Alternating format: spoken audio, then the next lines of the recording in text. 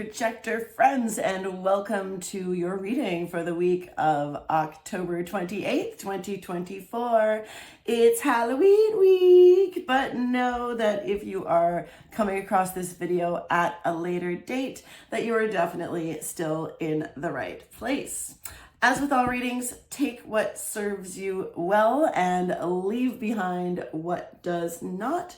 One of the scariest things about being human is that we have free will choice. So no matter what message the spirit realm has for us this week, we always have the power to change it. Okay, so this week we are going to anchor ourselves in the natural world. And then I'm going to use a deck I haven't used before on this channel, the Modern Witch Tarot, which I love. Okay, let's get going. Oh, we'll do situation obstacle advice for this week. Okay, let's see. What advice does the Ocean Spirit Oracle have for our projectors this week? And the answer is transformation. I hope you got yourself a good Halloween costume. We want to welcome the tides of change. Transformation is just such a beautiful thing, but it's hard, okay? Like it's easier when things stay the same, but of course, the only constant in life is change, and this week, projector, you are being asked to embrace that. Whether it is body, mind, or spirit, one or combination of two, all three of them, my goodness, it is time to make some shifts and welcome them, right? All right, and which power animal is here for us, for our projectors? Oh, lion. Courage. Courage to ask for what you want. Rawr. Okay. That was a bit lame, but whatever. Moving on. All right. So the lions. So we're I'm also having the courage to embrace this change. It's very like lions are our king of the savannah. They don't actually live in jungles, so I'm not going to perpetuate that. So the lion is the king and queen of the savannah. And so you're being asked to embody that courage and be very open about what you want this week. And with doing so, that can lead to some transformation. So your challenge this week is at least once, ask directly for what you want. As often in humans, we expect other people to read our minds, right? Especially if you have a male partner, right? We're like, oh, you should know what I want. No, they shouldn't. You actually have to ask. That's one thing that I have learned. There's lots of people who don't pick up on like hints and body language, right? So we want to make sure we are asking genuinely for what we want. We want to make sure our message is clear this week. And when we are, that can lead to some transformation. Okay. Situation projectors is the Eight of Swords. Ooh. The obstacle is strength. Oh, these two cards go perfectly together. So we're going to get to that. And the advice is transformation. The death card. I can't even. Okay. Ooh, this is juicy. Okay, with the Eight of Swords. So there's a situation right now, projector, where you may feel that there is that you're being kind of like literally tied up, but here is the deal. This is a self-imposed restriction. Okay, there is a very strong structure to the Eight of Swords. So there is something in your mind that is holding you back. It's holding you back from all of this beautifulness that is about to unfold for you. So we need to recognize what y'all been thinking about. Okay, what have you been thinking about that is holding you back? Is it about your body image? Is it about something interaction at work? Is it about your feelings about anyways, no, not feelings, you're thinking. Okay, so it's very much thought and mental health based. So there is something now, because take a look at this. None of these swords are hurting her. In fact, they're kind of like surrounding her and protecting her, but they're not helping. Okay, so like it's like this self-imposed, it's like a wall. You know when they say on shows like the dating shows, it's like, well, I've got my walls up. you know, which is a total cliche. However, that's what this is, okay? The swords are like the walls of like, oh, I can't take risks. So there's something that is probably happened in your past, because we are indeed like, an accumulation of our thoughts, actions, beliefs, and all the things that have happened for us in our lives. By the way, life does not happen to you, it happens for you. And so we need to recognize how we get into this situation this week. Okay, so self-imposed restriction. Also, like, notice she can walk away at any time, and she could probably do like a little shimmy shake and get out of these ropes and then just tear off that blindfold, but she needs help. All right, so now the obstacle is that you don't think you're strong enough to do it.